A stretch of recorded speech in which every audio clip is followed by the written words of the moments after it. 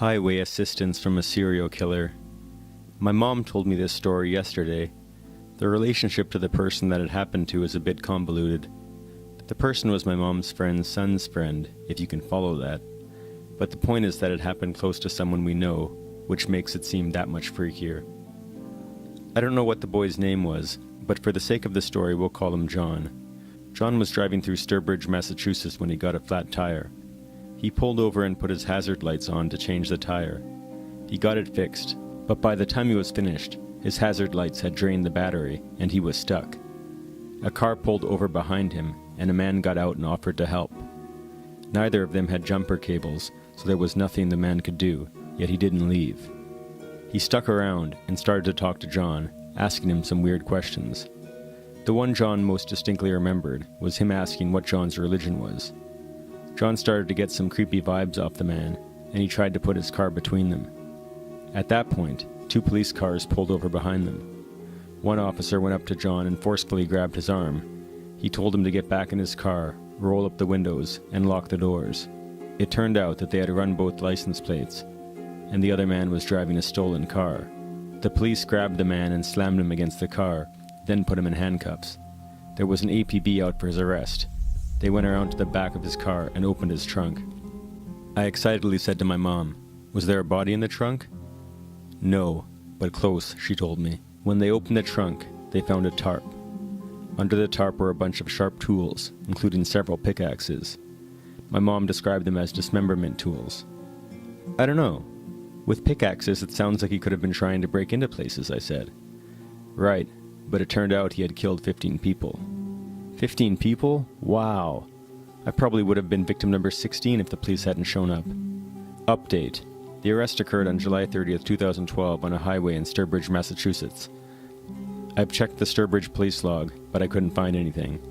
I'll keep checking on that, but in the meantime I will keep looking for other articles about it. With 15 murders, there's got to be something written about this man.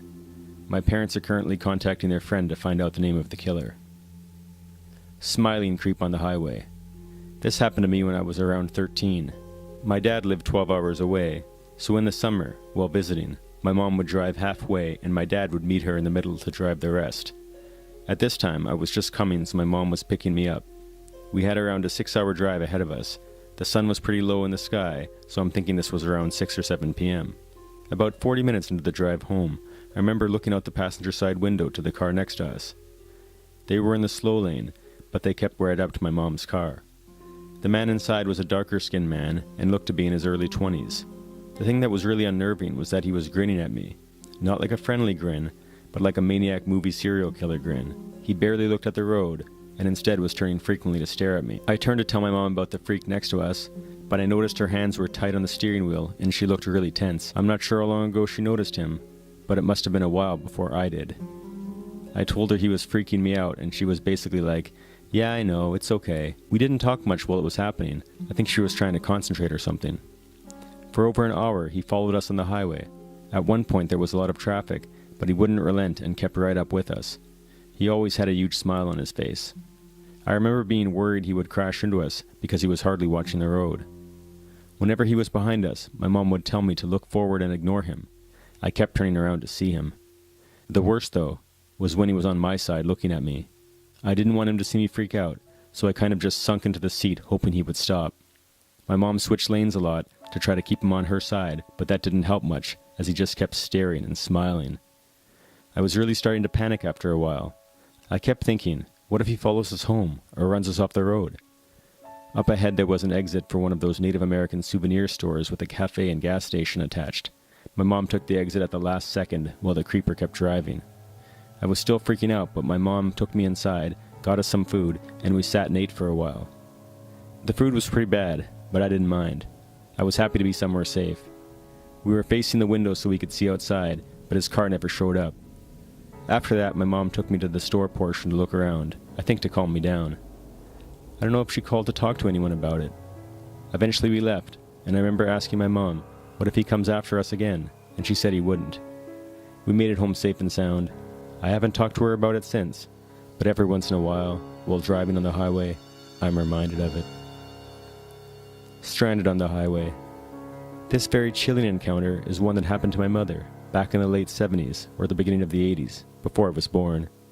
She must have been in her mid to late 20s. Thinking about it really gets to me, being her only son, which I'm sure you will understand after you hear the story. At the time, she was living somewhere not too far from Miami, Florida. She worked in the casino on a Club Med cruise ship and would also perform as a singer some evenings when she could. Given the lifestyle she had, it was not unusual for her to end up driving home at ungodly hours. So I suppose given the circumstances, at least one scary experience was unfortunately inevitable. It must have been around 2 or 3 in the morning, and she was driving home on a lonely highway on the outskirts of the city. I am almost positive anybody could guess the next thing that happened to her because it is just so incredibly cliché, but her car broke down. This was a time before technology took over, so naturally she was completely stuck and had no way of contacting help. Even better, the highway she was stranded on was surrounded by swamps swarming with alligators, so walking to find help was out of the question. Now my mother is not one to panic prematurely. She sat there rather patiently for a while, hoping somebody would stop to help her, but she soon came to the conclusion that most people probably thought she was sitting there, waiting for a drug trade or something, given the time and location. I cannot say how long she had been waiting in that one spot, but eventually a car pulled over and stopped about 400 feet behind her. In theory, this sounds like a good thing. She probably thought it was a good thing at first as well. Just one problem, though. The man in the car sat there for about 10 minutes without moving a muscle. At this point, my mother was past the point of panic and into the stages of intense hyperventilation. Looking at this man in her car through her rearview mirror as minutes went by, she knew nothing good was going to come out of this. When she told me this very story, she even said, and I quote, "I knew I was going to be murdered." To her horror, the man finally, very slowly, got out of his car and made his way into his trunk, opened it, got something out, and began walking towards her. No one walks that slowly when they are on their way to help someone, and worse, she managed to make out what he was holding. It was a wrench.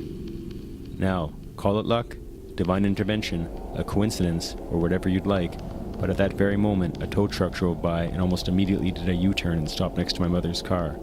The man with the wrench turned around and quickly got back into his car and sped away. Once she was safely on her way home with the help of the tow truck driver, she asked him why he stopped to help her, to which he replied, "I got a glimpse of that man's face and could tell that he was up to no good." So there you have it. Let's just say, I'm glad that creepy wrenchman and my mother did not meet.